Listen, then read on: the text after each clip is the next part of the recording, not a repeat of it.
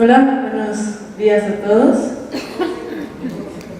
Bienvenidos a esta presentación de Ciudad 68, una plataforma web de georreferencias de la Ciudad de México sobre el año 1968. Le cedo la palabra al doctor Javier Delgado, director del Programa Universitario de Estudios sobre la Ciudad, para dar comienzo a esta presentación. Gracias.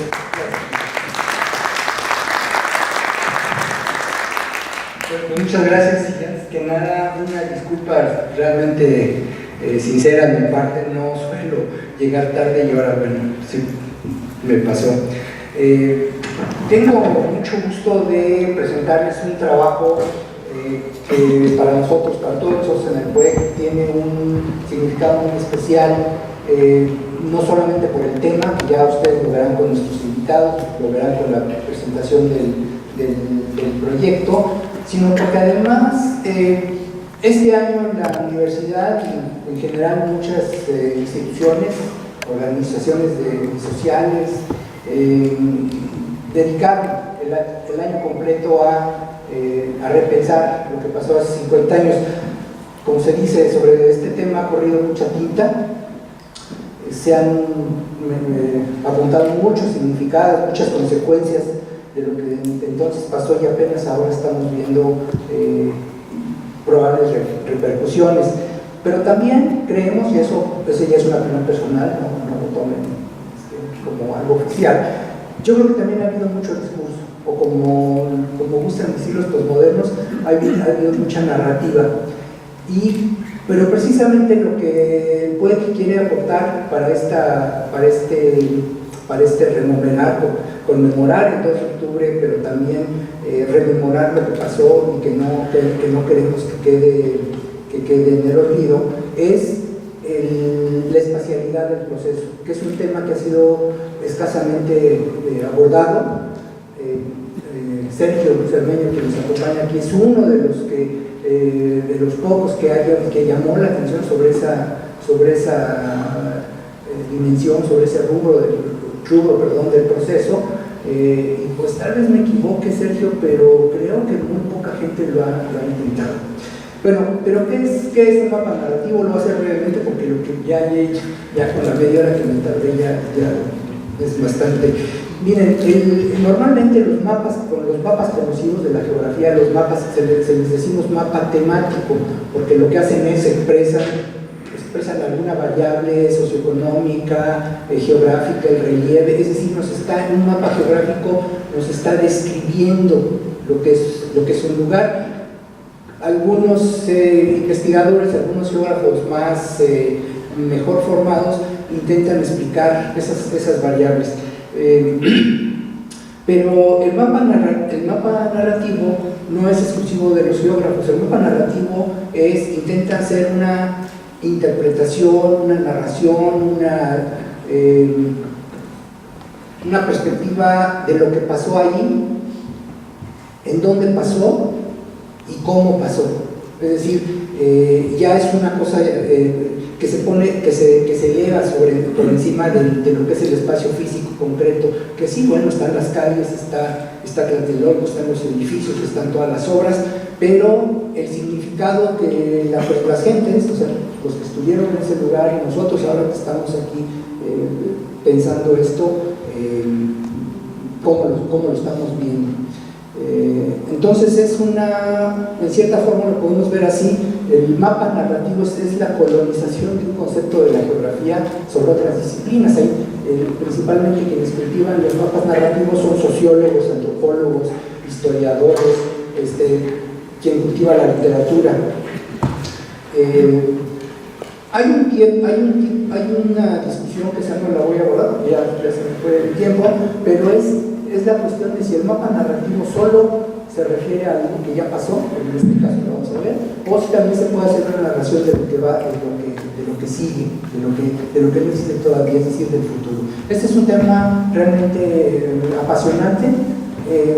El ejercicio que ustedes van a ver aquí es un ejercicio que no se va a quedar en lo que es actualmente, sino que esperamos que se va a seguir alimentando con aportaciones. Va a haber, ya lo explicarán mejor que yo, va a haber una posibilidad de que usuarios de la página dejen ahí su testimonio. ¿Con qué objeto? Pues por el momento para hacernos a todos partícipes de algo que pensamos que es un evento que nos marcó a todos y marcó la historia de este país.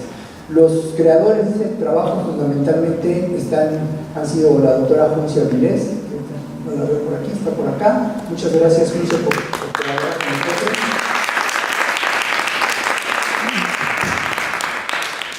El doctor Sergio Cermeño, quien va a participar en el conversatorio, ya les daremos su ficha curricular, pero bueno, Sergio es un profesor destacado de la universidad, es un amigo personal muy querido y por supuesto pues es una persona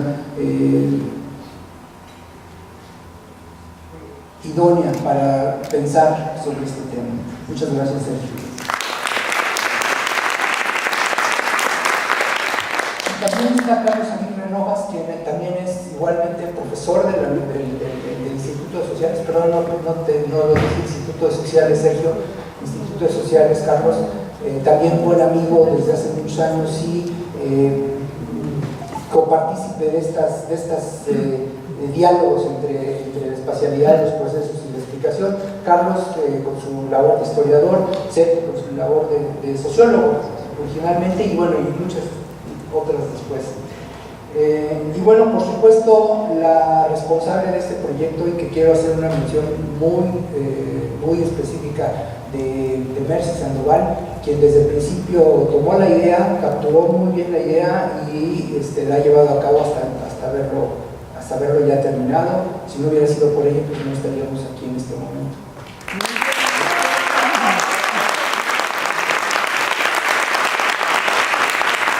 Bueno, el equipo de PUEC, en primer lugar, el área de modelos y sistemas, lo que antes llamábamos cómputo, y que ellos me han ayudado a darle otra dimensión a lo que son las computadoras, y esto también es la otra aportación. Diríamos, si las aportaciones que han existido escritas, platicadas, esta aportación va a ser una combinación de esa narrativa que se hace oralmente con ayuda de los instrumentos informáticos que debo decirlo y lo digo también con toda sinceridad, pero también con mucha esperanza de que esto siga mejorando. Es nuestro segundo mapa narrativo. Hay un primero que ya está también en el ciberespacio, que hizo el equipo del PUEC sobre el sismo del 19 de septiembre. Pero bueno, además del equipo de informática, pues está prácticamente todo el equipo editorial del PUEC, está todo el área administrativa que nos ha apoyado para llevar a cabo esta reunión, el equipo de investigadores que también con su aportación hicieron posible que estuviera ya la idea muy redondeada, y es lo que vamos a someter a su opinión el día de hoy, y pues esperamos que cumplan sus expectativas y nuestras aspiraciones. Muchas gracias.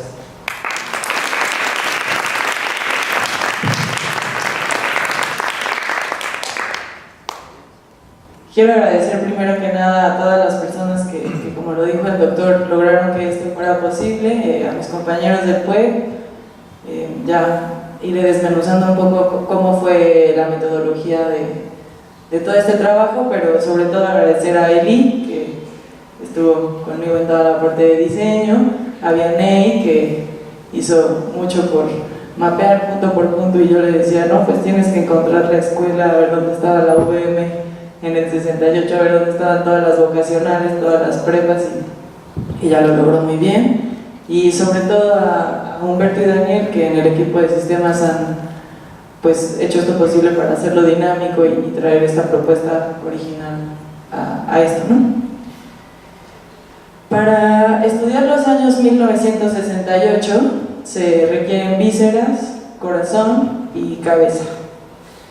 Se requieren vísceras para aguantar un dolor en la panza que provoca conocer la trágica historia del 2 de octubre, sus muertos, los siguientes años de profunda represión, guerrilla urbana y contradicciones. Corazón para comprender el esfuerzo de los cientos de miles que exigían un cambio a los regímenes autoritarios con las únicas armas de creatividad, pancartas, cantos y papel. Y cabeza para buscar un sentido al año más documentado del siglo XX, a sus luchas políticas, a sus aciertos, encuentros y sobre todo para aprender a no olvidar. Así nació Ciudad 68, esta iniciativa del Programa Universitario de Estudios sobre la Ciudad, para vislumbrar en un espacio, vislumbrar espacialmente estos dos acontecimientos que tuvieron como sede la Ciudad de México, como es la 19ª Olimpiada y el movimiento estudiantil. Aunque podrían parecer estos procesos opuestos, son más bien procesos que se complementan, ¿no? Y ese ha sido nuestro trabajo, cartografiar cómo se complementan.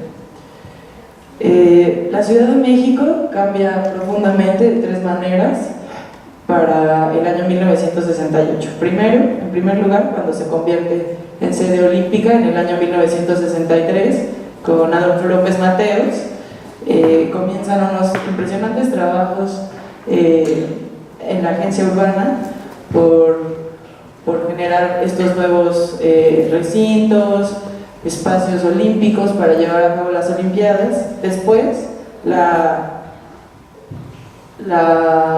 ciudad se convirtió en una fiesta en la Olimpiada, ¿no? Tenemos nuevas rutas, tenemos nuevos espacios, nuevas cosas que suceden.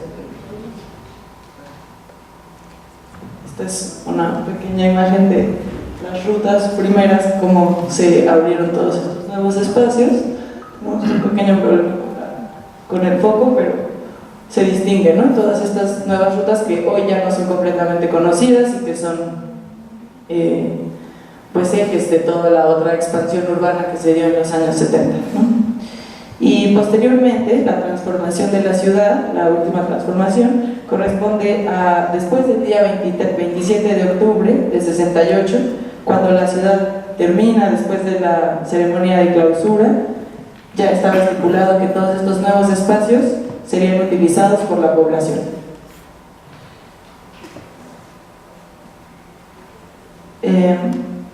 Sin embargo, esta no fue tarea sencilla para las autoridades involucradas.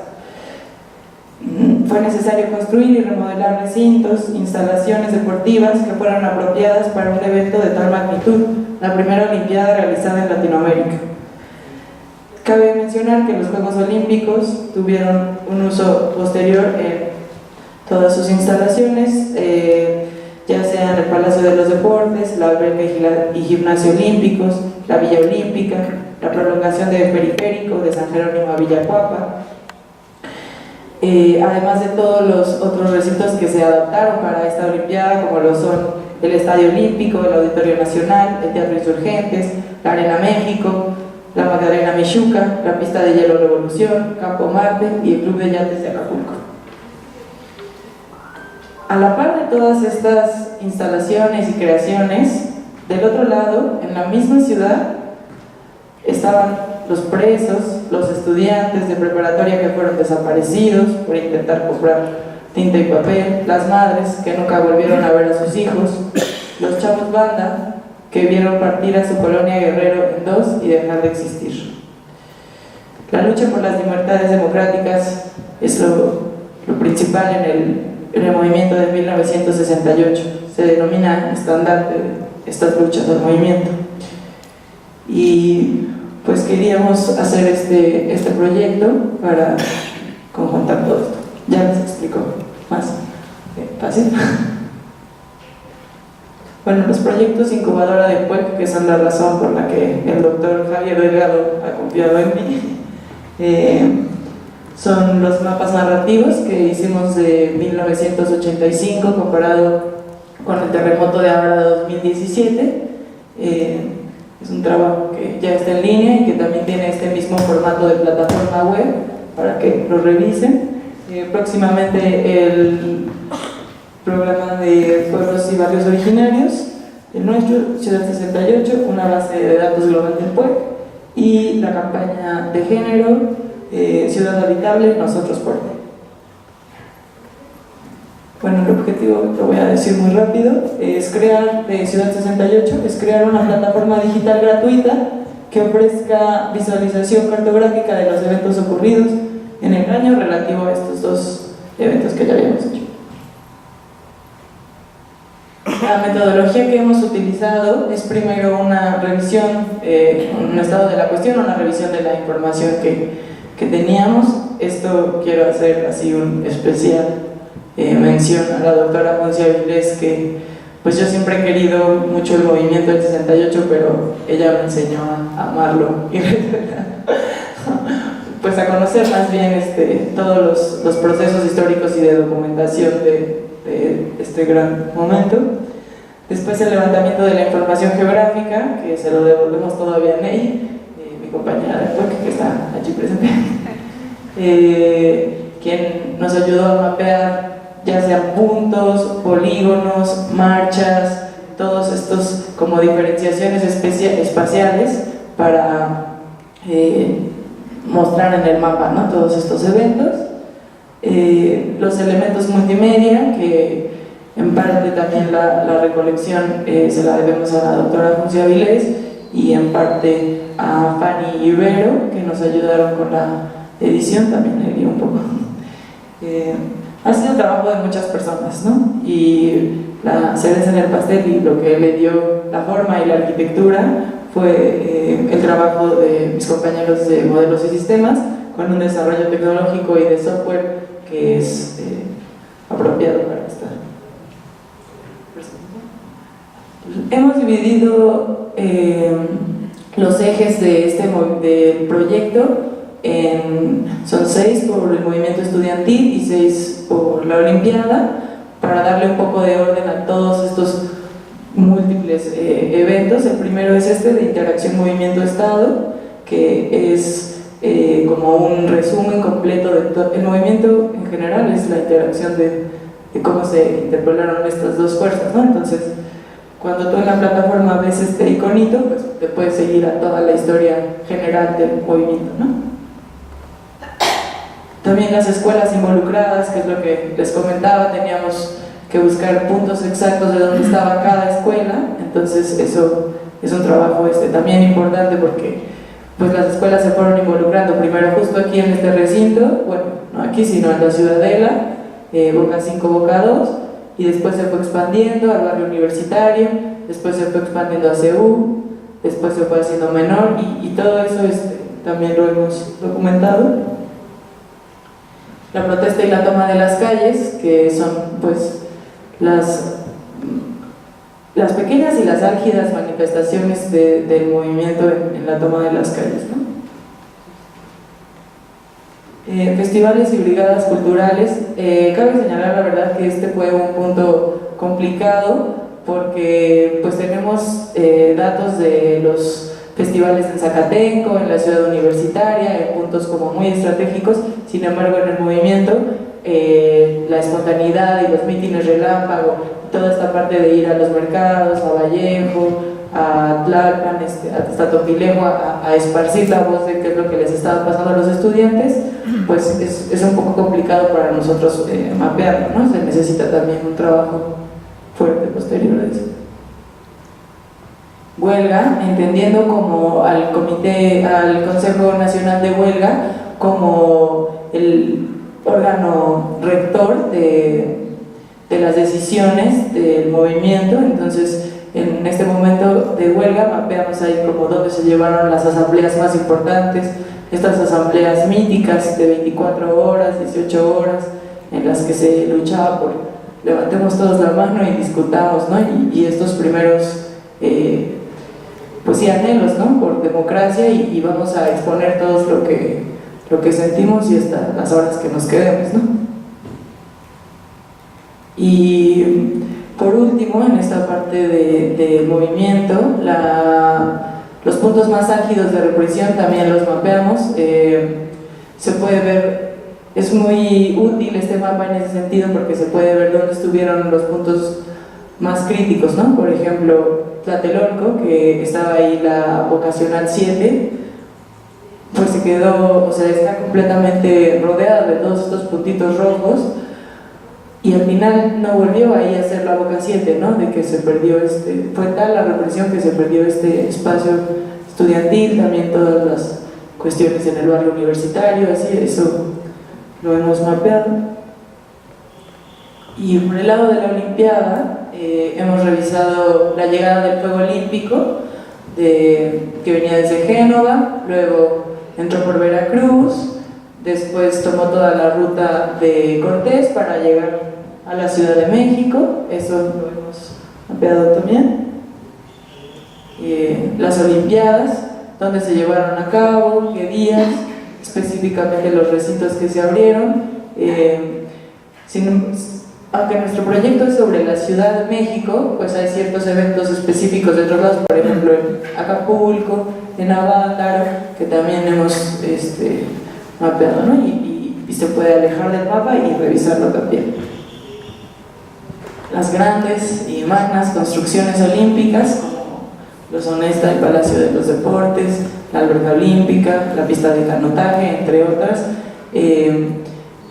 En esta parte es muy lindo también revisar las imágenes que hemos podido añadir, porque son muchas de la construcción, ¿no? Entonces, pues hace 50 años todos estos recintos se ven así como casi con tierrita ahí al lado de que no hay muchas cosas, pero pues imaginarlos en ese momento nos hace darnos la perspectiva del presente, ¿no?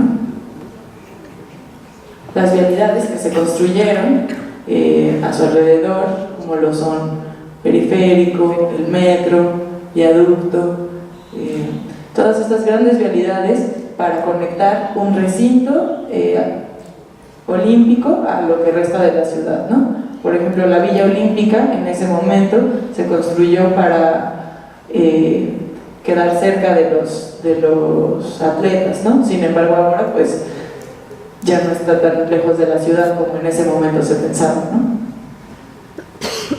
Y las adaptaciones que van desde acomodar bien para que sean los centímetros olímpicos indicados, hasta pintar y poner papel picado en las calles, fueron múltiples, ¿no? También hemos tratado de contemplarlas. La Olimpiada Cultural fue un espacio que abrieron el Comité Olímpico Internacional y el Comité Organizador de la Olimpiada en México, que dijeron, bueno, si hay 20 eventos deportivos, hagamos 20 eventos culturales que se organizan alrededor de la ciudad, Bellas Artes, Teatro de la Ciudad, en varios lados. También los hemos mapeado. Y por último, la Ruta de la Amistad, que son todas estas grandes esculturas que tenemos hoy en Periférico. Hemos situado cada una de ellas, puesto el autor y el país de su procedencia. Es muy lindo ver en el mapa cómo se van distribuyendo y qué país es el que hizo el regalo a México de cada escultura. Cedo la palabra a mi compañero Daniel, que ha sido prácticamente el encargado de la plataforma. Él es licenciado en informática por la UNAM, actualmente trabaja como administrador de servidores y desarrollador de sistemas de información geográfica en el equipo de modelos y sistemas del PUEC, y ha participado en numerosos proyectos sobre nuevas tecnologías de la información para mejorar el funcionamiento de las ciudades. Gracias.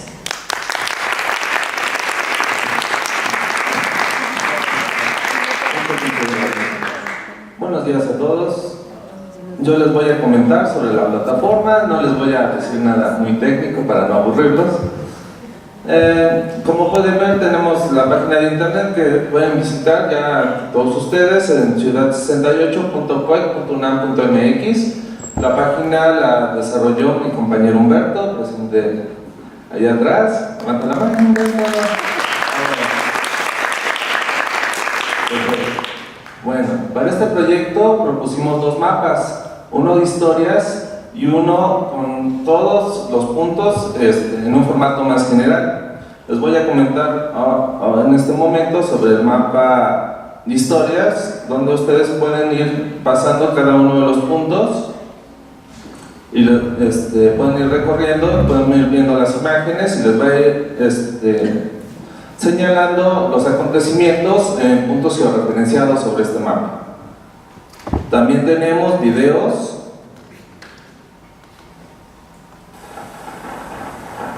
como muy importante.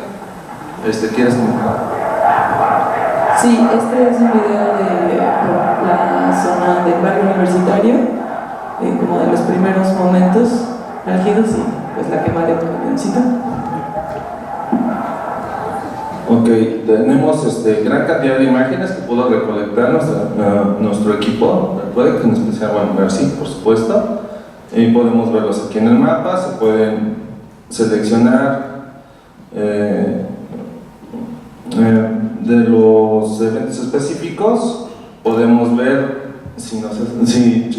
bueno, no se ve muy bien, pero aquí dice interacción movimiento-estado, podemos seleccionarlo y se nos va a generar un mapa con solamente esos eventos.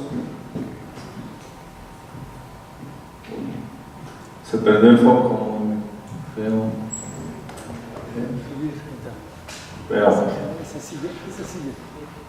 y también tenemos por otro lado el mapa completo en donde ya aparecen todos los puntos.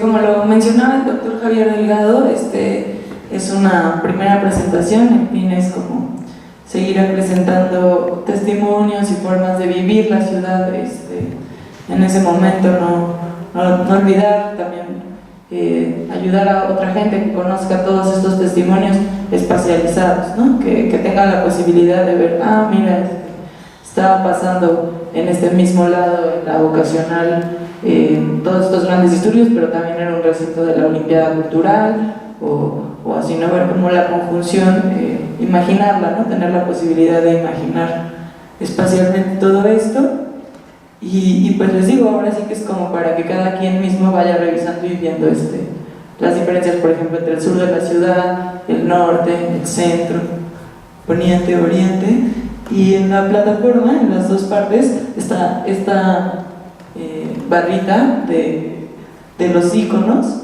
Entonces, pues con esta barrita tú te metes y ya decides qué quieres ver. Por ejemplo, podemos ver la llama olímpica, Daniel. Por ejemplo, la llama que llega de Veracruz,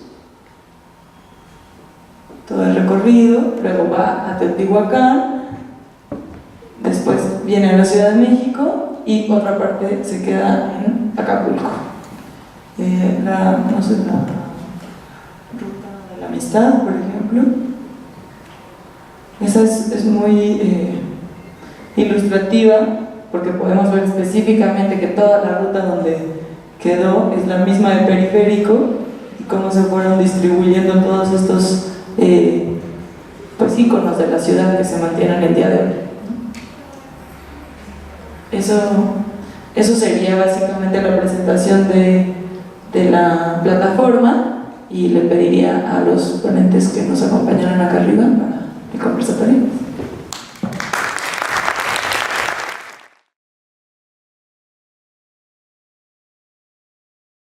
Contamos con la presencia esta mañana del doctor Carlos Aguirre Rojas, investigador del Instituto de Investigaciones Sociales. Él es doctor en Economía por la UNAM, con un posgrado en Historia en la Escuela de Altos Estudios de Ciencias Sociales de París.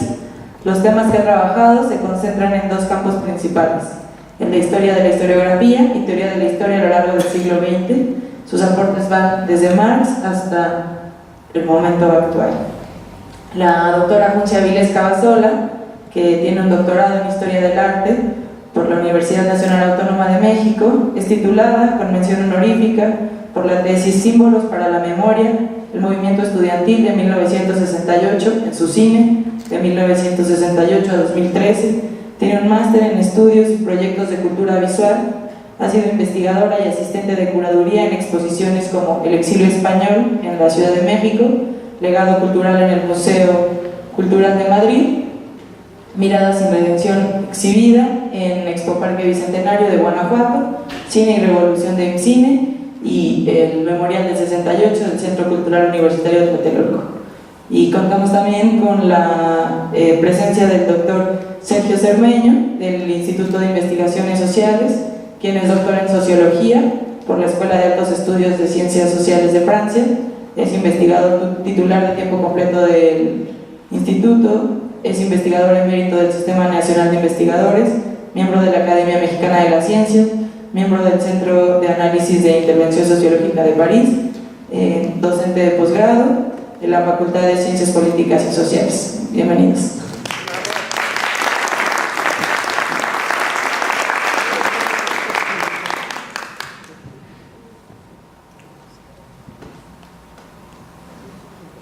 Ahora sí, empezaremos por, pues nosotros nos contamos con urbanistas, somos prácticamente, nos interesa más el lado de la arquitectura y de la ciudad, entonces empezaré un poco por allí. El arquitecto Pedro Ramírez Vázquez llamó urbanismo vivo a la adaptación de los Juegos Olímpicos a la Ciudad de México. Tuvo razón, ya que la construcción del Palacio de los Deportes, la Alberca Olímpica, la Villa Olímpica, entre otras, de estas construcciones la ciudad no heredó elefantes blancos, que es como se le conoce a todas estas instalaciones que se crean para los Juegos Olímpicos, que después no se usan, que después quedan en el abandono, en el olvido y tienen un pésimo gasto para la ciudad y son completamente olvidados, ¿no? Mi pregunta es para los investigadores: ¿qué nos queda de esa ciudad y de esos proyectos que fueron proyectados hace 50 años y hacia dónde va la construcción y uso de los espacios deportivos? Dejo 10 minutos para que responda cada quien. Bueno, muchísimas gracias por esta invitación. Muchas gracias al WEC y mi reconocimiento completo por este trabajo minucioso, técnicamente tan bien hecho, etcétera, para reconstruir nuestra memoria en un momento del país muy interesante, ¿no? Muy brutal.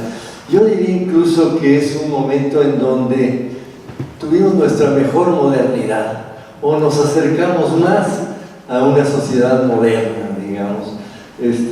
Después de esto ya viene una cantidad de desbordamientos de todo tipo, sobre todo un desbordamiento terrible en términos de la exclusión social, la pobreza y la desigualdad social. Los años 60 eran unos años muy nobles. Realmente los que fuimos jóvenes en los años 60, cuando fue el 68 yo tenía 20 años, gozábamos la ciudad de una manera increíble. Vivíamos, por ejemplo, en la Colonia del Valle y tomábamos las bicicletas, íbamos hasta Tlalpan, subíamos por la vieja carretera a Cuernavaca, nos deteníamos en las fuentes brotantes, en fin, gozábamos la ciudad de una manera muy libre y muy rica. La ciudad se terminaba muy rápido, ¿no? Yo iba a la preparatoria 5 y me recuerdo muy bien que el camión Xochimilco-Chapultepec cruzaba Churubusco, río Churubusco, y río Churubusco era un río, ¿no? Íbamos también de la secundaria y la prepa a jugar béisbol, donde luego hicieron no sé si la Alberca Olímpica, porque era División del Norte, sí, la Alberca Olímpica, exactamente, y la bola de béisbol se nos iba al agua del río Churubusco, ¿no? Entonces era una ciudad con agua, ¿no? Los quienes hemos vivido, que hemos tenido la posibilidad de vivir afuera de esta ciudad y quizás de este país, nos damos cuenta del matrimonio maravilloso que componen el agua y la ciudad, ¿no? Y del divorcio dramático que nosotros hemos hecho del agua y la ciudad, ¿para qué decirlo? Pero te está pasando en Texcoco. No vamos a desviarnos.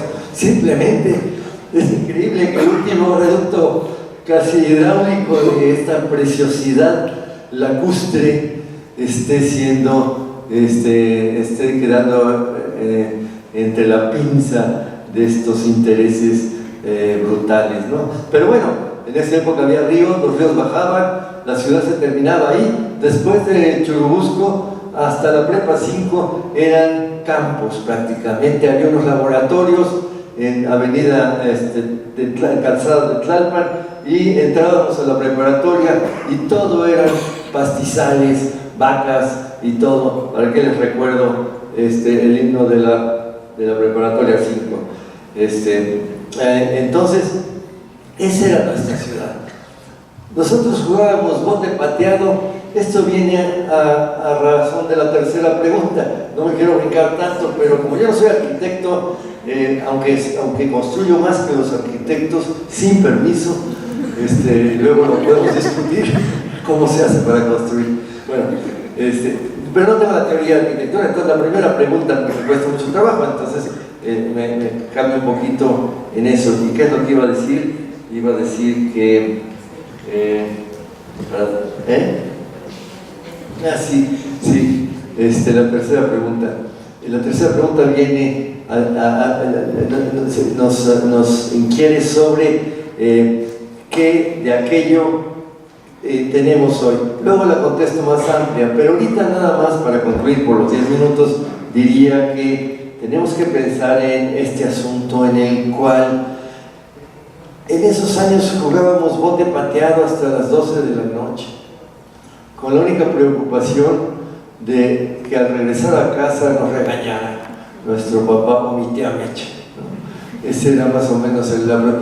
Hoy una hija nuestra a las 12 del día en una colonia de clase media va a una cuadra de distancia a buscar algo a la tienda y la piel se nos eriza sabiendo que puede ser secuestrada, ¿no? Entonces, no es para responder la tercera pregunta, la tercera yo creo que la responderemos en su momento y con más cuidado, pero es nada más por decir qué ciudad era esa, tan noble y tan abierta, y qué ciudad tenemos hoy tan brutal. Yo creo que esa es la palabra, tan brutal. Viajar en metro, lo hice con unos amigos franceses en un momento pico, ¿no? Es impresionante. ¿Para qué les cuento? Todos venimos en metro, ¿no? Ya me dijeron que hubieras venido con un trajecito y tal. No, digo, me puse el frac temprano, pero luego me explicaron que en el metro no se estila, ¿no? hay que venir más o menos integrado. Perdón, mala respuesta, pero es lo que tenía que decir. Pues agradezco naturalmente al doctor Javier Delgado haberme invitado a participar en esta mesa redonda, en este comentario del sitio.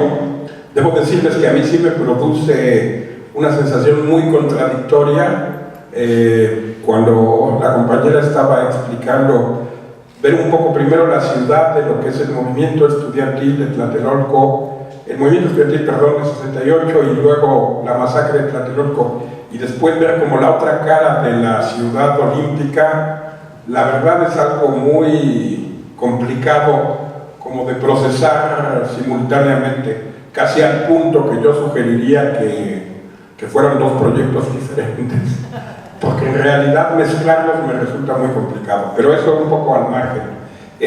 Bueno, después de este agradecimiento, yo quisiera decirles, yo creo que esto que estaba planteando Javier es cierto. Muy poca gente ha reflexionado, y no solamente para el caso mexicano, sino incluso para el 68 francés, o el 68 en Estados Unidos, o el 68 argentino, porque ustedes saben que el fenómeno de 1968 no fue mexicano, fue un fenómeno mundial, planetario. Muy poca gente ha reflexionado sobre el vínculo entre los movimientos del 68 y la ciudad, es decir, qué interacción se establece, de qué manera la ciudad influye en estos movimientos que siempre fueron fundamentalmente urbanos, su agente esencial es siempre el grupo de los estudiantes, un grupo interclasista que emerge como actor social fundamental de las sociedades contemporáneas precisamente a partir de la Revolución de 1968, y la ciudad, cómo la ciudad influye en los movimientos estudiantiles y cómo los movimientos estudiantiles impactan la ciudad. 68 es un proceso es una fecha simbólica muy compleja, no es una fecha estricta como ustedes saben. Cuando hablamos del 68, el 68 comenzó en 66 en China popular, con una que justamente se llamó la Gran Revolución Cultural Proletaria, y en Argentina se dio hasta 1969. Y por ejemplo, en Italia duró 10 años, desde 1969 hasta 79, mientras que en cambio, por ejemplo, en México solamente duró unos cuantos meses.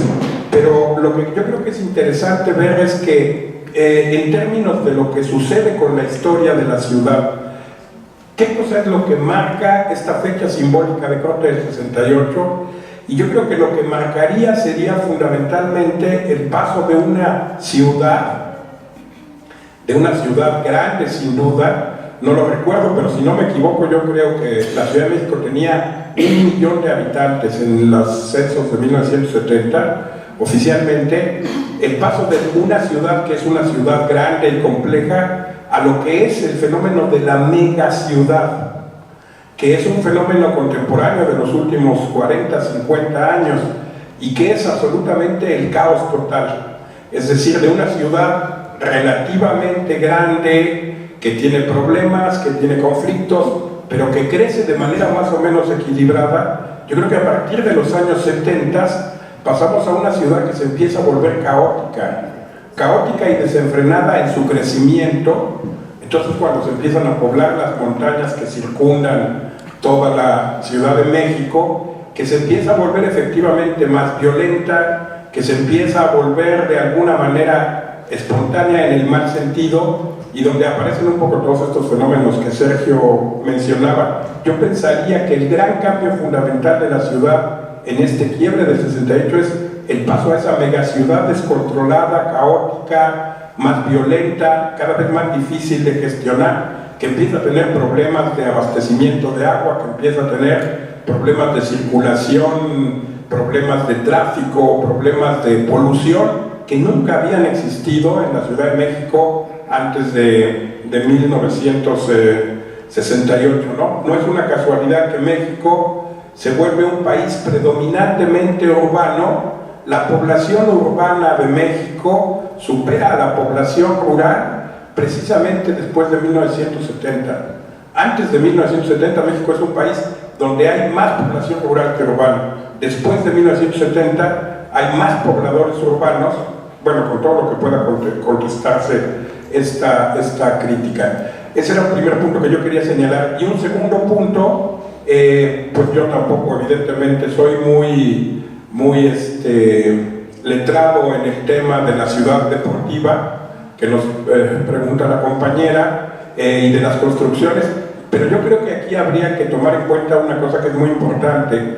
Está sin duda la ciudad física, que es fundamental, pero al lado de la ciudad física está, podríamos decir, la ciudad, si se quiere llamarla así, social, o la ciudad simbólica, o la ciudad humana, como quieran llamarla.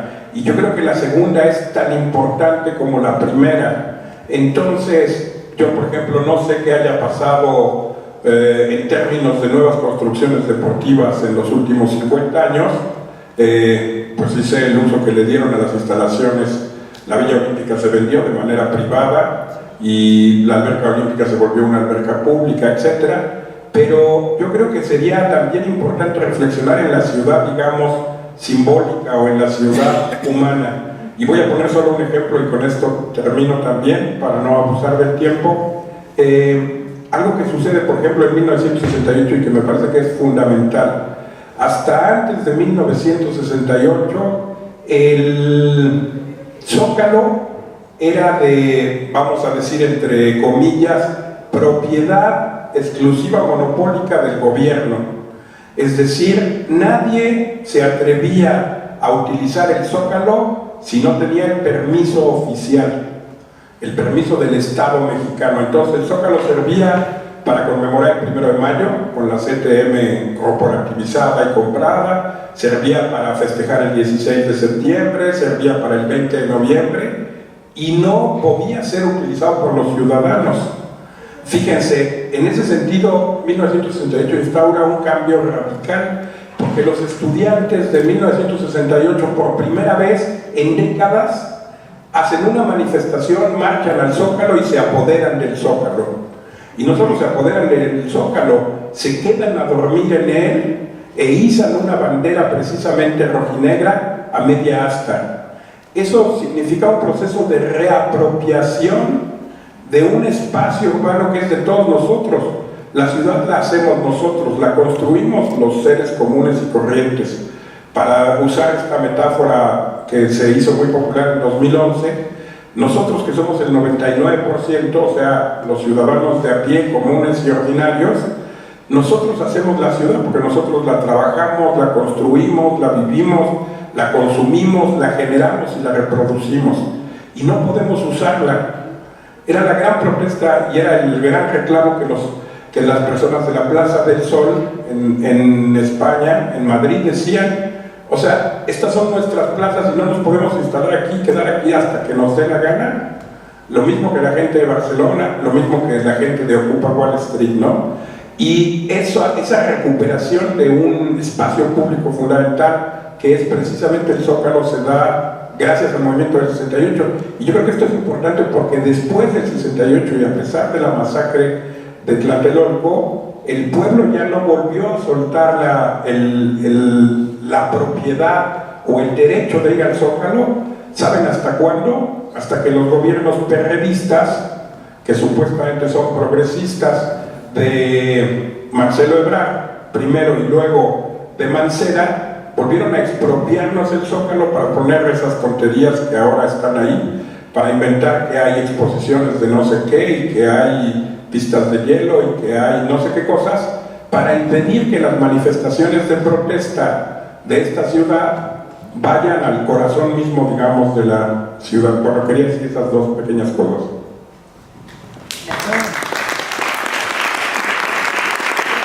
Bueno, yo creo que voy a defender un poco esta cuestión de hablar de la ciudad 68 olímpica y movimiento a la vez. Cuando yo le hice la propuesta a Mercy de hacer esta, digamos, más bien, Mercy me preguntó que si yo hiciera una cosa sobre la ciudad, ¿cómo podría enfocarla? Yo me basé sobre todo en los investigadores, Ariel Rodríguez Curí y Sergio Cermeño.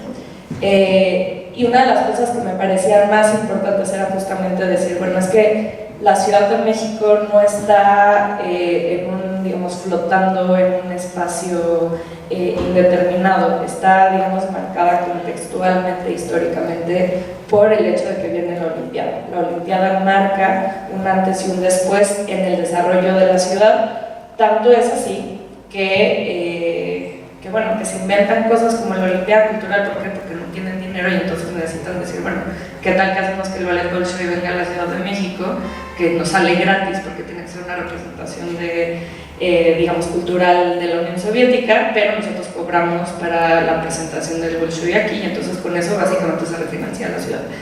Y además lo están haciendo como una manera también de defensa. ¿Por qué? Porque Chicago está diciéndoles todos los días, en serio, si ustedes no pueden, nosotros ya tenemos todo listo aquí. Y ciertamente la Ciudad de México es un lugar muy peculiar para haber elegido una Olimpiada. O sea, yo realmente tampoco es que pueda hablar mucho sobre temas urbanos, no es mi tema, pero es, digamos, el hecho de que tengan que dividir el fuego olímpico y mandar una representación a Acapulco, porque no se pueden hacer aquí los eventos de regata, es muy significativo, ¿no? Los atletas además tienen que llegar muy pronto para ambientarse. ¿Por qué? Porque tienen pánico de la idea de, no, pues es que la ciudad es altísima, tiene muchísimo, o sea, digamos, la presión atmosférica, la altura van a lastimar profundamente las pruebas olímpicas, y finalmente pasa todo lo contrario, se rompen tantos récords olímpicos aquí durante las Olimpiadas que al final, después de esto, muchas personas vienen a entrenar a la Ciudad de México antes de irse a otros lados. ¿Por qué? Porque estar preparado físicamente aquí implica ser casi Superman en otros lados.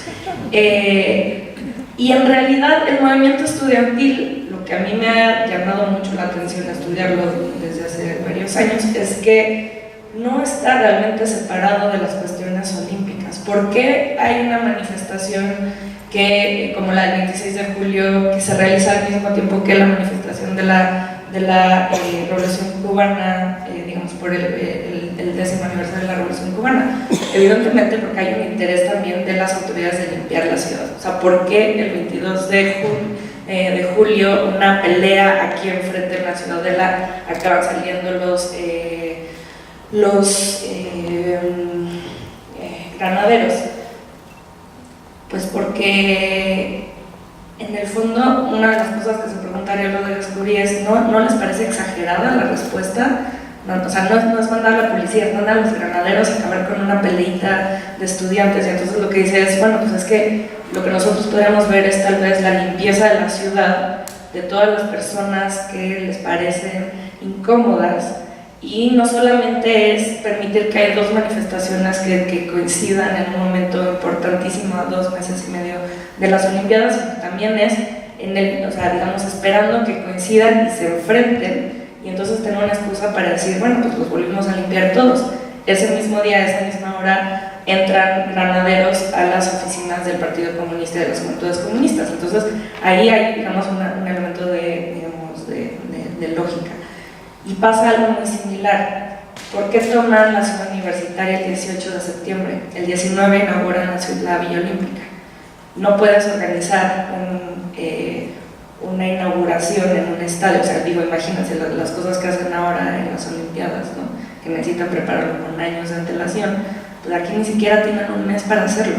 No podían hacer la inauguración de las Olimpiadas en el Estadio Olímpico si el Estadio Olímpico estaba cerrado.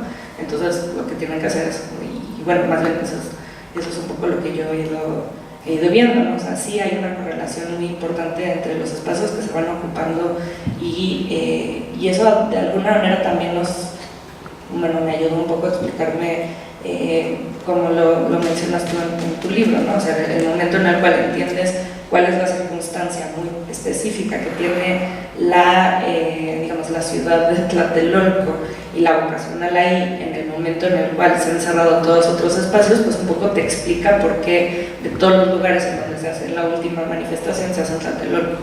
Evidentemente no te explica ni te justifica por qué acabaron empleando el batallón Olimpia, pero a fin de cuentas, de algún lado, de alguna manera un poco te ayuda a ver o pensar esta ciudad que bien que mal está funcionando al mismo tiempo en estas dos líneas. Se están preparando para este momento que creo que es el que va a abrir a México al mundo, que va a dejar ellos decían, vamos a dejar de ser el país del luego mañana al país del mañana realmente, ¿no?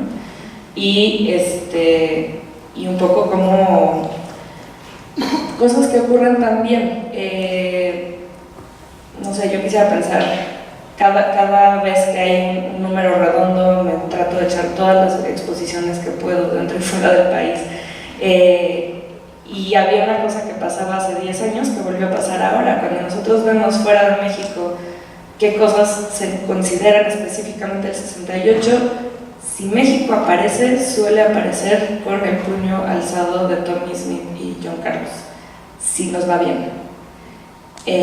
Si en alguno de los casos mencionan Tlatelolco, ya estamos de gana, pero nosotros tenemos la tendencia a pensar que lo que sabemos que ocurrió aquí están centrados en todo el mundo, y eso en realidad, comparado con el Mayo francés o con Checoslovaquia o incluso con otros ejemplos, quiero decir, más allá de que Marcelo Brodsky haya empezado a hacer estas fotografías de los diferentes países, de las diferentes manifestaciones y un poco como colorearlas, hacer una intervención sobre ellas y decir, estaba ocurriendo una cosa que más o menos ocurre en todo el mundo. En la práctica, lo que queda para muchos es la Olimpiada, y en ese sentido, pues no sé, yo el otro día fui a un concierto en el Palacio de los Deportes y decía, quiero que recuerden que esto está cumpliendo 50 años, ¿no? Pero pues hay también una cosa ya como de lo que es el fun fact, digamos, arquitectónico, y pues claramente las dimensiones de esta ciudad con sus múltiples problemas, que un poco lo que también creo es que nos hace pensar efectivamente qué va a pasar dentro de 50 años. Cuando, ¿no? Cuando, por ejemplo, ahora, como decía con el aeropuerto, es que elegir uno sobre otro implica tener una decisión sobre cómo va a ser la ciudad, no tener una decisión sobre la ciudad en 100 años, sino solamente en 20. Yo diría, bueno, pues yo espero que en realidad Santa Lucía sí sea un punto de partida para decir, es que la ciudad no puede seguir creciendo. O sea, si realmente ustedes lo que dicen es, Texcoco es como un punto de partida para que siga creciendo, por piedad, ¿no? O sea, ¿cómo va a ser este lugar dentro de 50 años, no? ¿Cómo va a ser dentro de 20? O sea, la otra cosa del agua es, pues a partir de ahorita esta colonia entra en tilt con la cuestión del agua, ¿no? Y qué va, o sea, esta gran cosa, no es la primera vez que ocurre, pero pues a fin de cuentas la modernidad, pues efectivamente ya nos quedó muy atrás, ¿no? No es posmodernidad esto, es como este momento de fulgor que está visto hacia atrás, no sé, creo que va un poco por ahí. Un poco siguiendo lo que había dicho el doctor Carlos Aguirre, si quiere tomar la palabra en primer lugar, la segunda pregunta va sobre esta misma ciudad, ¿no? Que ahora tiene acceso a espacios que antes eran delimitados únicamente por el gobierno y que se tenía que pedir permiso para usarla, ¿no? Entonces, pues sí, se le atribuye al movimiento estudiantil logros y conquistas acerca de las libertades democráticas y la participación ciudadana en el país y en la ciudad. ¿Qué tanto de las posibilidades de manifestarnos, de decir cosas, de tomar nuestra ciudad que tenemos ahora, se las atribuimos al 68 y qué tantas son ciertas? Igual 10 minutos. Bueno, yo primero que nada quiero hacer una aclaración respecto de lo que dijo Juncia. Sin duda alguna yo creo que ella tiene razón en el ánimo del gobierno de Gustavo Díaz Ordaz. Pesaba todo el tiempo la preocupación de la imagen que México iba a dar al mundo. Entonces, él es muy explícito y él, claro que desde que el movimiento empieza a prosperar y empieza a crecer, y cuando el rector Barrosierra decide respaldar al movimiento, incluso abanderarlo por parte de la UNAM, etc., Díaz Ordaz todo el tiempo lo que tiene en la cabeza es, vienen las Olimpiadas y vamos a tener una situación fuera de control, eso no puede ser, y por eso el 1 de septiembre amenaza con todas sus letras y dice, las medidas que haya que tomar, las tomaremos, y anuncia lo que va a ser el 2 de octubre, o sea, sin duda alguna, o sea, toda esa historia de la mano tendida y de tal, yo sí creo que juega como un elemento, pero digamos, o sea, de que sea un elemento y de que haya esta lógica de mantener quietos a los estudiantes, de mantener limpia la ciudad, de dar una imagen falsa pero pacífica de lo que es la situación en México, que eso es un elemento fundamental para decidir el 2 de octubre y la represión general, no me cabe duda. Yo simplemente decía que, como decía la compañera, o sea, Mercy, ¿verdad? O sea, como decía Mercy, un poco como que mezclar esta lógica de lo que son los Juegos Olímpicos con el proceso del movimiento es lo que a mí me causa conflicto, solo para aclarar. Y otro punto que quiero aclarar rápidamente, y ya paso a la respuesta de la pregunta, es que yo no creo que el 2 de octubre sea tan poco conocido en el mundo. Si uno lee los movimientos del 68 se tardaron mucho tiempo en entender que eran parte de un proceso mundial. Por ejemplo, si uno ve la celebración de los 10 años en Francia, del mayo del 68, la celebración de los 20 años, la celebración de los 30 años, es extraordinariamente asombroso como todos los analistas, Alan Turén, Michel Desertor, todos los que escribieron en el momento mismo, al año siguiente y en los siguientes 5, 10, 15, cada celebración, todo el tiempo explicaban el fenómeno del mayo francés por causas exclusivamente francesas. Bueno, los franceses son muy egóticos, se miran mucho su propio ombligo, pero se tardaron prácticamente 40 años para empezar a hablar de que el 68 era parte de un proceso que se había dado en el mundo entero y que también estaba presente en Alemania y en Tokio y en México y en tal. Pero si uno ve los libros que se han escrito justo cuando el 30, el 40, el 50 aniversario, yo creo que el país del tercer mundo más mencionado en esos análisis es México. Y yo sí creo que México es mencionado porque tiene un fin excepcionalmente trágico, que es la masacre del 2 de octubre. Entonces, bueno, cito por ejemplo, hay un CD multimedia sobre el 68 que se publicó en Italia cuando se cumplieron creo que los 30 años y que se ha difundido un poco en todo el mundo. Hay versión en español, etc. Si uno ve ahí, el país más importante del tercer mundo mencionado es México y se habla de la masacre de Tlatelolco. Bueno, paso ahora al punto. ¿Qué tanto de las libertades democráticas se deben al movimiento del 68? Yo matizaría la respuesta en dos sentidos. Primero, yo no estoy muy seguro de que se han logrado demasiadas libertades democráticas. Porque, a ver, si vivimos en un país que fue capaz de hacer el megafraude electoral de 1988, a Cuauhtémoc Cárdenas, 20 años después del 68, si después, casi 40 años después, se vuelve a hacer un fraude tan escandalosamente vergonzoso como fue el de López Obrador, si en las elecciones que acaban de pasar, fingiendo modernidad, el INE monta un dispositivo que termina invalidando una candidatura realmente popular, que era la de Marichuy, y termina regalándole literalmente a un delincuente electoral, o a dos delincuentes electorales, como Margarita Zavala y como el Bronco, gratis su candidatura. Yo honestamente no creo que podamos hablar de un país demasiado democrático, ni esto que, bueno, mis colegas del instituto y de la Facultad de Ciencias Políticas celebran y estudian y discuten y debaten, que estamos en la transición democrática, que estamos en la transitología, que estamos en la maduración de la democracia. Yo relativizaría eso. De otro lado, es cierto, por la presión desde abajo de las clases populares, no solo en México, en todo el mundo en los últimos 50 años se han ido conquistando espacios. Por ejemplo, se ha creado una prensa crítica, y la prensa crítica permite que por lo menos ahora, cuando el poder reprime, hay denuncias. Entonces pasa lo de Ayotzinapa, pero por lo menos se hace un escándalo mundial.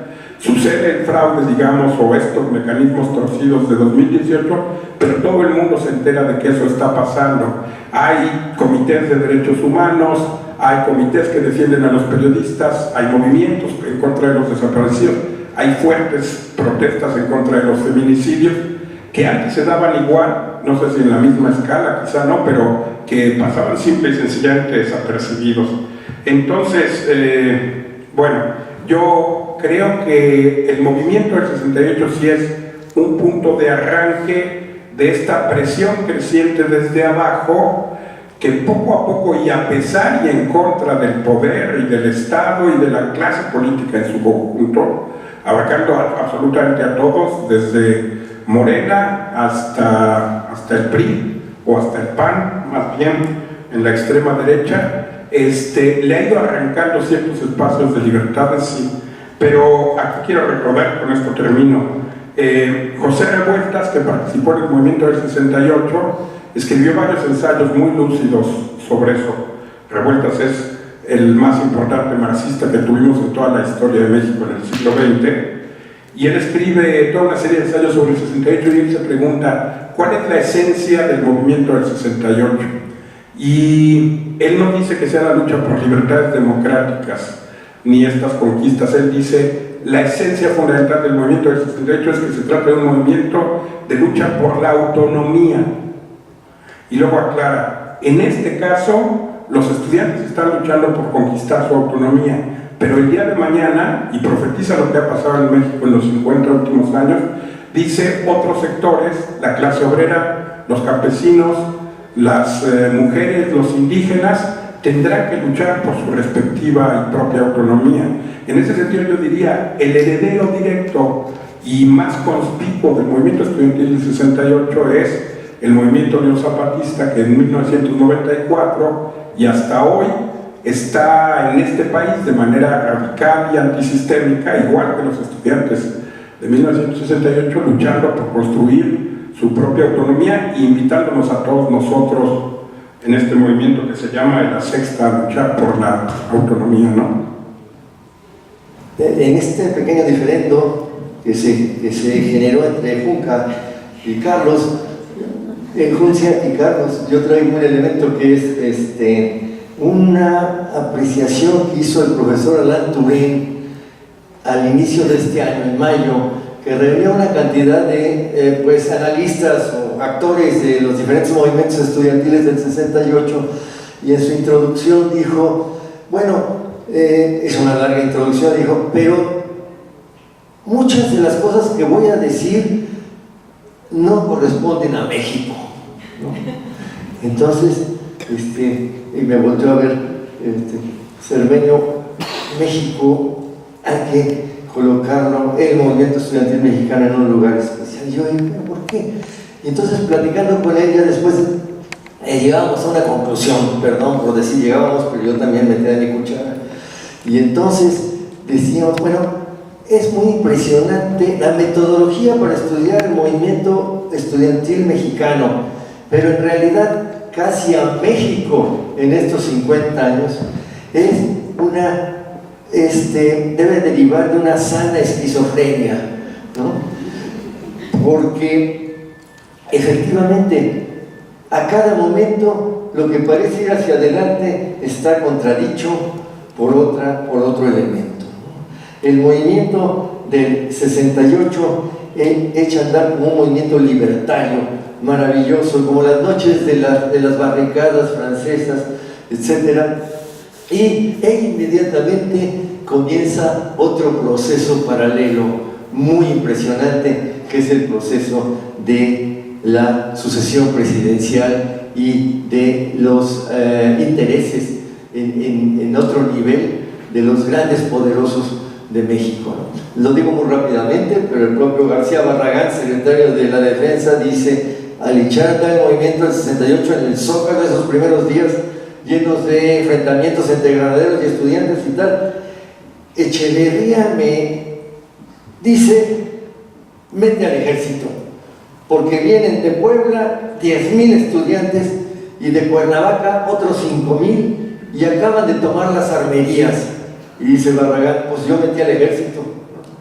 Y luego se le pregunta: bueno, pero meter al ejército bien, ¿y cómo es que dispararon una bazuca contra la puerta de la preparatoria, contra San Ildefonso? Y él dice: no dispararon ninguna bazuca, pero metimos al ejército. Bueno, el ejército va a entrar cada que en el 68 hay una plataforma posible de negociación hacia el final del mes de agosto. Agosto es un mes interesante. Agosto no pasa nada, pero una cantidad ya de señales decían: se va a resolver el movimiento. Cada que eso avanza, del otro lado viene una provocación impresionante, como la de Sócrates, Amado Campos Lemos: aquí esperaremos al presidente a que nos resuelva el 1 de septiembre, tal y tal y tal. Luego, para ir rápido, el 2 de octubre en la mañana estaban discutiendo los líderes del movimiento con los representantes de Díaz Ordaz, y esa tarde viene la masacre. Y la masacre viene, ahora tenemos los datos, ahora tenemos elementos: Sergio Aguayo, Carlos Montemayor, Gilberto Guevara, una cantidad de analistas nos han dado elementos muy grandes para entender lo que pasó en la tarde del 2 de octubre. Bueno, termino con esto de esquizofrenia. Es absolutamente esquizofrénico que se esté discutiendo un arreglo, un acuerdo en la mañana y se haga una matanza en la tarde, ¿no? Eso es impresionante. Bueno, lo que sucede esa tarde en Tlatelolco, hoy lo tenemos muy bien estudiado. Y a una pregunta, que es la segunda o la tercera, que nos van a hacer a todos, y que dice: ¿qué sentido tiene después de tantos años, interesarse tan a fondo por un suceso que ya es historia mexicana, ¿no? Bueno, eso tenemos que responderlo. Tenemos elementos, no sigo porque estamos por cápsulas, pero si en la que sigue regresamos a lo que es la tarde del 2 de octubre en el espacio físico de Tlatelolco, verdaderamente nos hemos asombrado en el último mes de los resultados. Aquí me detengo y yo creo que en un momento pasaremos a eso. A mí una de las cosas que más me llama la atención, y me parece que esa es como una de las grandes aportaciones, o tal vez la más grande aportación del movimiento estudiantil del 68, está justamente en esto que Raúl Álvarez Garín en algún punto nos explicó cuando estábamos haciendo el memorial. Nos decía, es que lo que tienen que entender es que no es cualquier cosa que nosotros, unos jóvenes, hayamos desarrollado un pliego petitorio tan puntual en tan poco tiempo. No es no es cualquier cosa. Lo que él dice es, a nosotros nos interesaba acabar con la represión porque eso es fundamentalmente lo que vimos. O sea, los primeros 10 días lo que movilizó a los estudiantes, el hecho de que todo empezara en el barrio universitario mientras los universitarios en realidad ya estaban separados en la UNAM, en Zacatenco, en Chapingo, etc., va a implicar que, por supuesto, moviliza a una parte de la sociedad que está muy abandonada, que son justamente los más jóvenes y que por lo tanto son los más rebeldes. Esas imágenes que veíamos que pusieron aquí en el pequeño cortito vienen de la película que finalmente hace el CUEC, la primera película documental que hacen, que se llama El Grito, en la cual los estudiantes de cine empiezan un poco a tratar de mostrar justo lo que la prensa sabían que efectivamente no iba a ocurrir. Y entonces ahí lo que demuestran es que hay un enfrentamiento de un grupo de gente que está muy enojado, ¿no? Lo que va a ocurrir a partir del 1 de agosto con la recuperación, digamos, con el respaldo de Barros Sierra, va a ser una cuestión mucho más, digamos, institucional. Y lo que decía Álvarez Garín era, si nosotros le decimos al ejército, dejen de madrearnos, ¿no? El ejército iba a decir, pues nadie los está golpeando, ¿no? O sea, dejen de reprimirnos, pues no hay represión. Entonces lo que ellos tienen que hacer es exigir de alguna manera de construir el aparato represivo de tal manera que no vuelva a emplearse. Y entonces por eso las peticiones son tan puntuales. Quiten un artículo del Código Penal que se puso en 1942 en contra, digamos, de los traidores a la guerra, cuando la guerra ni siquiera era algo que entendía la sociedad, ¿no? O sea, ¿por qué íbamos a ir a pelear contra los alemanes si hace un año le estábamos vendiendo petróleo? ¿Por qué íbamos a ir con los estadounidenses a los cuales hace un año no nos hablábamos porque les habíamos expropiado las petroleras? Lo que decían era, la disolución social es que tú vayas a platicar y seas un murmurador de café, ¿no? Que te vayas a platicar y hables algo en contra del gobierno. Entonces lo que hacen es decir, vamos a quitar una ley que después del 45 se tendría que haber quitado, que no lo hicieron. ¿Por qué? Porque era muy cómodo, ¿no? O sea, cualquier persona que no era mal del gobierno podía ir a la cárcel sin juicio. Si quitamos esa ley tenemos que liberar a los presos políticos. ¿Por qué? Porque se entiende que son presos políticos. Si eso ocurre, entonces alguien se tiene que hacer responsable de lo que ocurrió, entonces tiene que haber deslinde de responsabilidades. Y un poco deconstruyendo así, entonces aquellas personas que hicieron al efecto de sus privilegios como militares, tienen que desaparecer ese grupo, tienen que renunciar a Cuauhtémoc y Olea y finalmente tenemos que indemnizar. Entonces un poco así toma sentido. Lo que a mí más me llama la atención cuando estábamos haciendo el memorial en 2006, cuando evidentemente estábamos haciendo entrevistas y casi todos los que participan en ese momento en el PRD llegaban con el moñito, ¿no? Para decir estamos en contra del fraude. Y también nos decían, bueno, ¿de qué manera esto a la fecha sigue teniendo importancia o no. Ya no se trata del artículo 145, ahora será la ley de seguridad interior, ¿no? Pero un poco esta, digamos, esquizofrenia, sobre todo del gobierno después de Echeverría, porque por una mano dice recibo a todos los exiliados de las dictaduras latinoamericanas, pero por el otro lado hago la guerra sucia.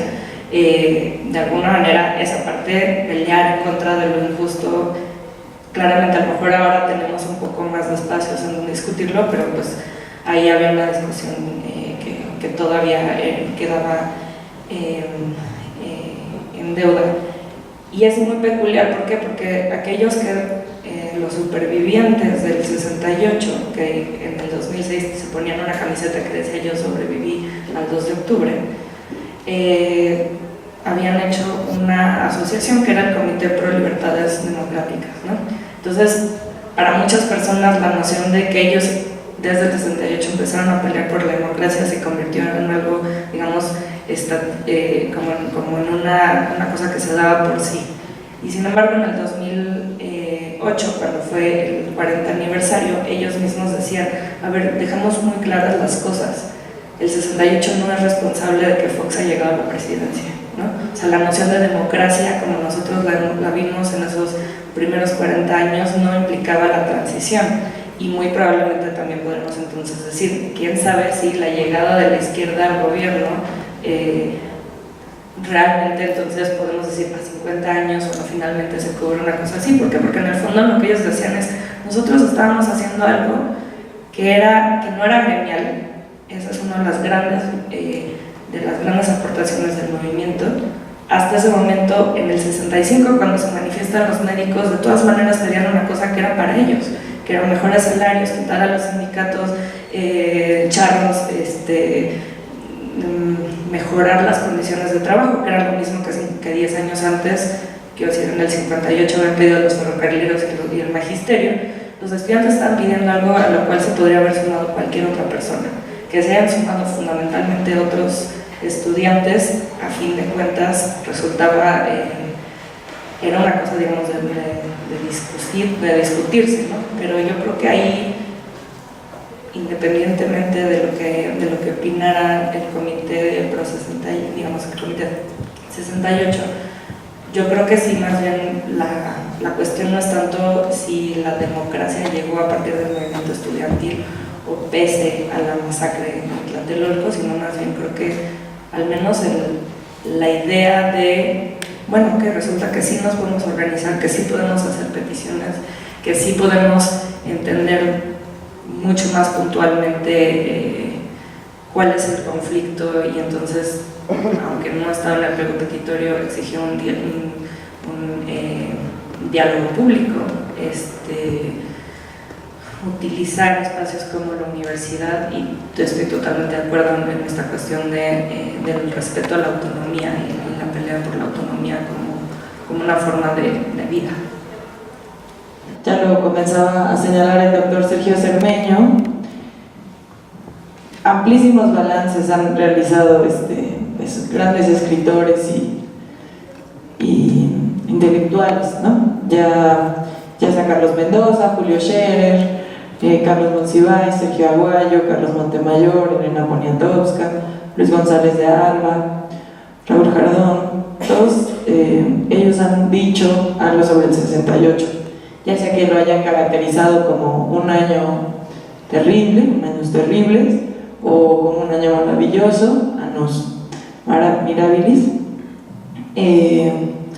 Mi pregunta es, ¿por qué continuar esta apuesta por la memoria, ¿no? ¿Por qué continuar el involucramiento de jóvenes? ¿Por qué mirar a este lugar y tiempos pasados para seguir explicando nuestro presente?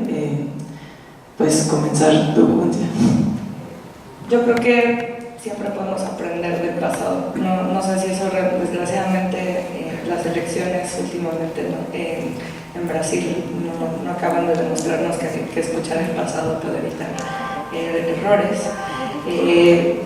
A lo largo del tiempo hemos hablado en general del 68, mexicanos, sobre todo del 2 de octubre. Y una de las cosas más importantes que creo que los líderes y los participantes del movimiento dijeron es: no, el 68 es mucho más que eso, son esos momentos de libertad, de toma de la calle, de discusión con el poder, de creación del pliego petitorio, de creatividad brutal que hay a lo largo de los 2 meses y medio antes de Tlatelolco e incluso después. ¿Por qué? Porque ellos dicen son 100 días maravillosos, ¿no? Los 100 días gloriosos del movimiento estudiantil, que oficialmente se acaban en diciembre.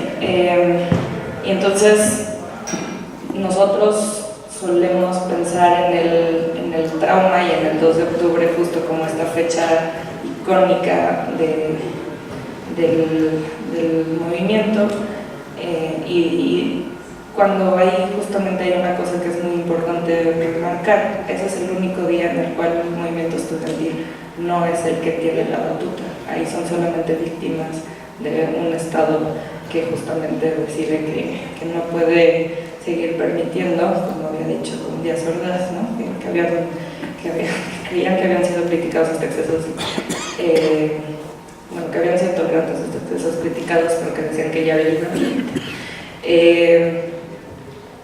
Yo creo que lo que es muy interesante ha sido el proceso que ha habido en los últimos años para retomar algo de ese movimiento. O sea, evidentemente yo, no habiendo vivido el 68, de pronto siempre me encuentro con la cuestión de: ¿y tú por qué estás hablando de eso? ¿No? Si tú no estuviste ahí.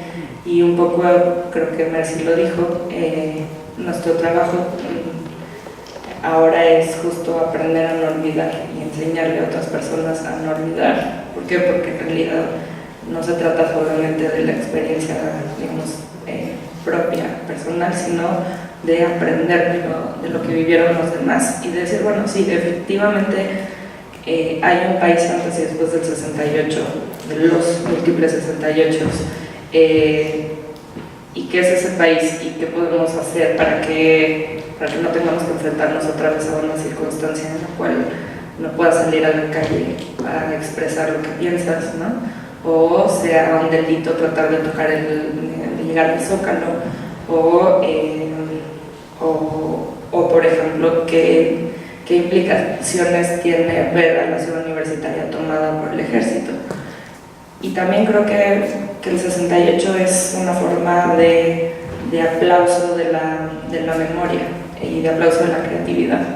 Una de las cosas más bellas que yo he visto del grito es justamente: hay un momento en el cual los estudiantes, queriendo mostrar lo que significaba la universidad tomada por el ejército, le rompen la calavera a uno de los autos y ponen al camarógrafo, a uno de los 3 camarógrafos del CUEC en la cajuela del auto, y entonces lo que hacen es que una persona camina, digamos, mueve el auto adelante y hacia atrás por Insurgentes, mientras que por la calavera del carro están grabando al ejército enfrente de Ciudad Universitaria.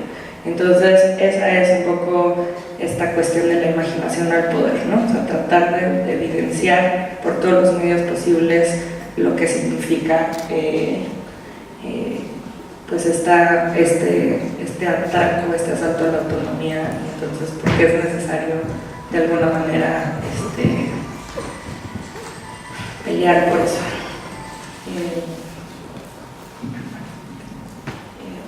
Es importante seguir estudiando la Revolución Francesa. Es importante, como ese coronel chino, todavía no conocemos los verdaderos impactos de la Revolución Francesa. Hay un asunto que es que la historia se va construyendo con testigos y con archivos y con otros documentos. Del 2 de octubre hoy tenemos una cantidad de archivos nuevos que hace 10 años no teníamos. Sergio Aguayo ha desempolvado en Washington una cantidad de comunicaciones de su embajada Embajada Americana, con el gobierno mexicano, con el gobierno americano, etcétera, etcétera. Y todo eso va mostrando nuevos elementos. Carlos Montemayor hizo un estudio, ahí sí físico, del espacio de Tlatelolco y con base en archivos del ejército mexicano y otro tipo de archivos que hoy nos dan una claridad muy grande, no definitiva, pero muy grande de lo que sucedió en Tlatelolco esa tarde. Por una parte, una estrategia era la del secretario de la Defensa Nacional, García Barragán. Él se había llegado a ciertos acuerdos de rodear el edificio Chihuahua porque había que apresar al Consejo Nacional de Huelga o a la mayor cantidad esta tarde. Para eso estaba el Batallón Olimpia en varios departamentos. Otra parte era el Estado Mayor Presidencial, directamente conectado con el presidente, en donde la estrategia, de la primera estrategia era agarrar a los estudiantes y un batallón del ejército empujar al público hacia Reforma y que se salieran. Y un segundo escenario que también es cierto es el de Díaz Ordaz y el Estado Mayor Presidencial, en donde el propio Díaz Ordaz, hoy lo sabemos, y el propio Oropesa, Hernández Oropesa, que era el director del Estado Mayor Presidencial, llegaban al escenario de: es necesario para apresar a los dirigentes que haya también unos muertos, porque si no, ¿cómo demostramos a la opinión pública internacional y nacional que allí había elementos que hacían peligrar la estabilidad del país unos días antes del 12 de octubre que arrancaba la Olimpiada? Entonces la estrategia era disparar contra algunos estudiantes y contra algunos soldados para que se justificara perfectamente ya un acto represivo que dejara en calma, vamos a decirlo así, la ciudad para pasar a las Olimpiadas. Una tercera estrategia, y que vino verdaderamente a alterar todo, fue la entrada de otro batallón del ejército, que no era el primero, es decir, no era en el que Hernández Toledo dirigía, el general Hernández Toledo dirigía, y que Hernández Toledo recibe uno de los primeros balazos, ¿no? En 2 balazos en el cuerpo, 2 balazos de una precisión extraordinaria, ¿no? Entonces entra el otro elemento, el otro batallón del ejército y apresa, deja inmovilizada a la masa. Ahí quedó sin moverse. Hay tomas en donde y voy al cuarto elemento, mejor primero al cuarto y luego les digo qué tomas son esas. Hay un cuarto elemento en donde Carlos Montemayor descubre que en algunas testimonios se habla de 20 armas de alto poder con mira telescópica que se fueron encontrados en la Secretaría de Relaciones Exteriores y en la azotea del templo de Santiago Tlatelolco. 20 armas de ese calibre, no las tenían los estudiantes, por supuesto. Entonces hay un elemento en donde cada quien está tomando una estrategia diferente.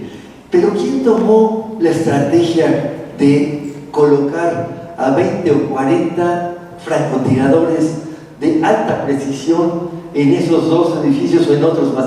¿Quién tomó esa decisión? ¿Y quién tomó la decisión? Dice Carlos Montemayor, de haber filmado con 6 cámaras toda la tarde y una parte de la noche todo lo que sucedió. ¿Cómo se llamaba el director del cine que lo hizo? Era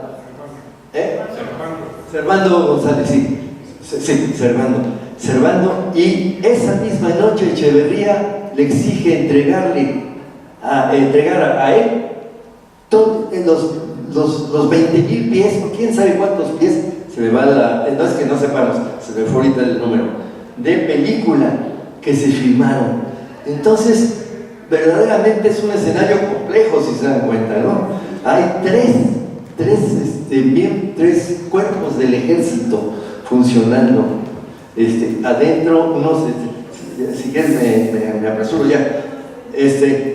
Hay estos francotiradores impresionantes. Y entonces, ¿por qué no permitieron que saliera la masa de ahí?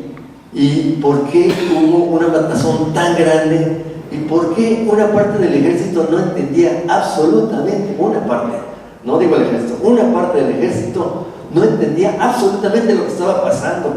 Hay una cantidad de tomas de soldados que no entienden nada, que disparan verdaderamente así al aire, y otros soldados tirándose a los bajos de la prehispánicos que había ahí. Entonces, hay aquí un Maquiavelo de todo esto, porque el día 3 de octubre, si alguien había quedado desahuciado para ser presidente de este país, era un militar, cualquier militar.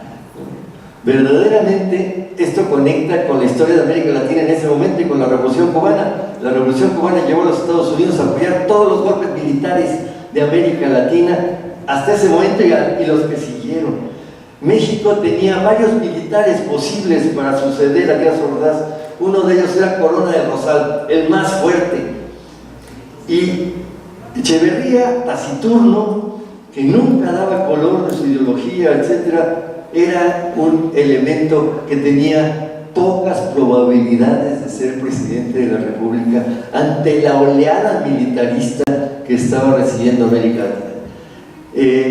El que hayan aparecido todas esas armas ahí, el que el ejército haya sido convocado en diferentes momentos sin necesidad a eventos del movimiento, es verdaderamente, como lo reseña García Barragán, una cuestión que nadie entendía por qué Echeverría amplificaba esas cosas y por qué Echeverría hizo las más grandes provocaciones cuando la posibilidad de llegar a acuerdos negociados se abría. Entonces, pues terminó siendo Echeverría el presidente de la República.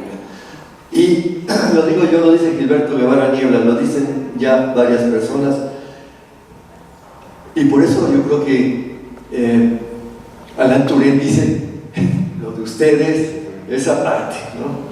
Los mexicanos se cuecen aparte, porque cuando hay una cosa así, inmediatamente aparecen unos intereses brutales, ¿no? Y el 68, que arranca con un movimiento social normal, termina siendo completamente metido en la jaula de los poderes y de las ambiciones políticas. Bueno, hasta ahí dejo eso. ¿Para qué estudiar eso? Ya ven, después de 50 años seguimos teniendo elementos para aclarar nuestra historia y para decirle antes de que se muera que es un asesino, ¿no?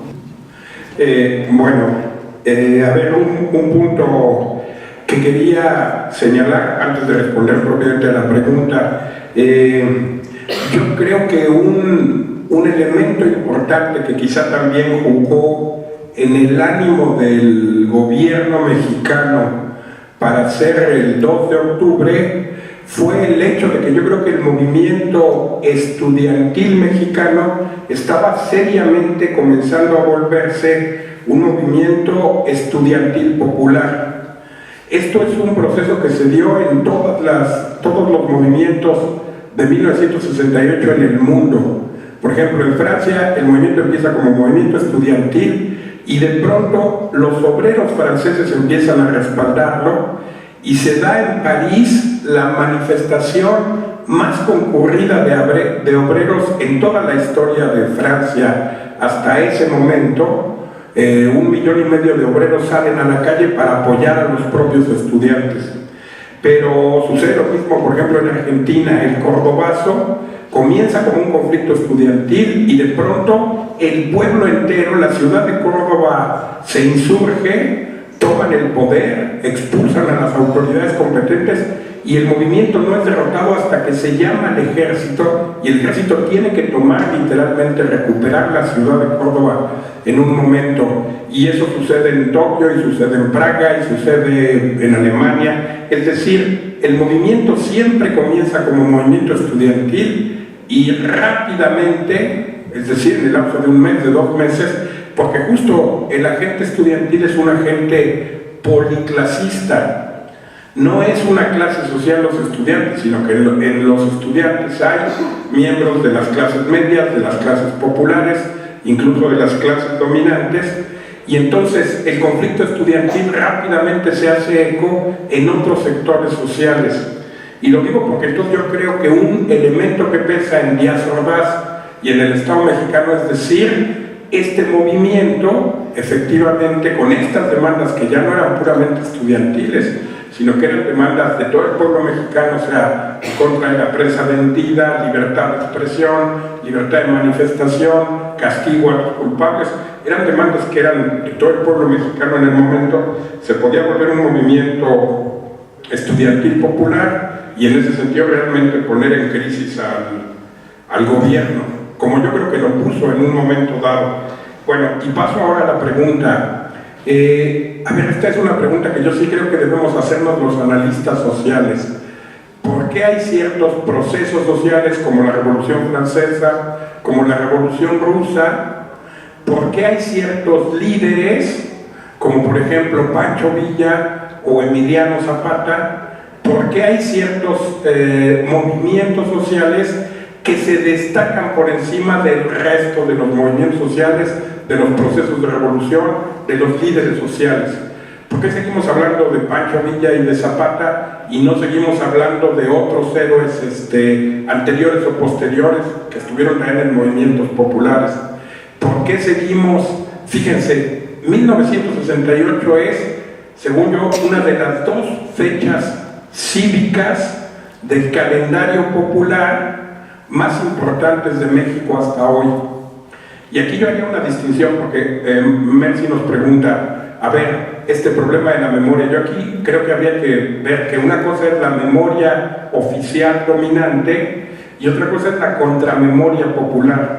Hay un calendario oficial de las fiestas el 16 de septiembre, el 20 de noviembre, lo que quieran, y hay un calendario de la contramemoria popular. En el calendario de la contramemoria popular, las 2 fechas más importantes actuales, las que más convocan a la gente hoy, son el 2 de octubre de 1968 y el 1 de enero de 1994. Y la pregunta es, ¿por qué? Y la respuesta que yo voy a dar es un poco genérica y tiene que ver con lo que dijo Fernand Braudel sobre el movimiento de 1968 del Mayo francés. 3 años después del Mayo francés fueron con Braudel y le preguntaron, ¿usted qué opina del movimiento estudiantil de 1968 aquí en Francia? Y él respondió y les dijo, ¿saben qué? Yo creo que si queremos entender la verdadera naturaleza de lo que fue 1968, tenemos que comparar este movimiento del 68, este Mayo francés, con el Renacimiento italiano y con el proceso de las reformas religiosas europeas. Solo así encontraremos la medida verdadera de este movimiento del 68. Entonces, rápidamente yo aquí suscribo la tesis de Braudel, que también ha sido desarrollada por Wallerstein, que yo he tratado de prolongar un poco también para el caso de México, etcétera, de que la esencia de 1968 fue una revolución cultural. Fundamentalmente fue una transformación de las estructuras que producen y reproducen la cultura contemporánea, por tanto, de la familia, de la escuela y de los medios de comunicación. Ya no voy a desarrollar este punto, pero entonces yo les diría, ¿qué crea 1968? Crea una situación en tensión que hemos estado viviendo durante 50 años y que vamos a seguir viviendo hasta que, como dicen los compañeros zapatistas, todavía falta lo que falta, hasta que deje de faltar lo que falta, y cada vez falta menos. Pero fíjense, una situación que hasta que no hagamos un cambio verdaderamente radical, no esa ridícula pseudo-cuarta transformación que ahora nos anuncian, sino un verdadero cambio radical anticapitalista en este país, Fíjense, después de 68 hay una cultura libertaria, una cultura cada vez más iconoclasta, cada vez más crítica, que se transpira por todos los poros de la sociedad, y un aparato cultural oficial que, reciclándose todo el tiempo, trata un poco de cooptar esta cultura crítica, trata de domesticarla, trata de captar ciertos elementos y de seguirse imponiendo. Verlo en la escuela. O sea, en la escuela, después de 1968, nadie cree que el maestro lo sabe todo y que los alumnos son ignorantes totales. Y sin embargo, las viejas estructuras de que el maestro decide, califica, todo esto que Michel Foucault estudió en Vigilar y Castigar, se mantienen todavía en pie y están vaciadas de contenido porque los alumnos se burlan del profesor, están tuiteando y están en redes sociales en vez de escucharlo, y el pobre profesor habla y nadie le hace caso. Es decir, fíjense, la familia está en una crisis total porque se mantiene el esquema de la familia patriarcal, monógama, y claro que todos somos feministas porque las mujeres ya han conquistado en los hechos el reconocimiento de que son capaces de hacer absolutamente todo lo que los hombres, y han conquistado no la igualdad, las mujeres no son iguales a los hombres, el mundo sería muy aburrido si eso fuera cierto, pero sí han conquistado la igualdad de oportunidades y la igualdad de derechos. Y al mismo tiempo se sigue manteniendo oficialmente la familia patriarcal, el machismo, las estructuras oficiales. Yo creo que en los últimos 50 años vivimos una situación desgarrada de muchos elementos que anuncian un cambio cultural y luego el mantenimiento de estructuras vacías y obsoletas que se sigue manteniendo. Y termino, ¿por qué entonces en la memoria, en la contramemoria popular, el 68 sigue siendo tan fundamental? Porque yo creo que el 68, así como el Renacimiento italiano anticipó a la nueva sociedad capitalista que un siglo después emergió, el Renacimiento se da en el siglo XV, la sociedad burguesa moderna nace a partir del siglo XVI, el 68 anticipa en el plano cultural el tipo de cultura libre, iconoclasta, crítica, horizontal, antijerárquica, que va a caracterizar a una sociedad no capitalista, que está empezando a emerger también ya en los hechos. Eso ya existe en los territorios de las juntas de buen gobierno en Chiapas, eso existe en los barrios piqueteros argentinos, eso existe en las comunidades de la Conalle amazónica o existe en los territorios mapuches más radicales. El nuevo mundo ya está naciendo, el viejo mundo está colapsando, y entonces la revolución cultural de 1968 nos anuncia ese mundo por venir en el plano cultural. Yo creo que por eso la vamos a seguir recordando pues dentro de 5, 10, 15, 20 años, no mucho más, porque el capitalismo felizmente está a punto ya de colapsar. Hasta que el capitalismo colapse, el 68 va a seguir siendo un referente fundamental, ineludible en la contramemoria popular, creo yo. Gracias.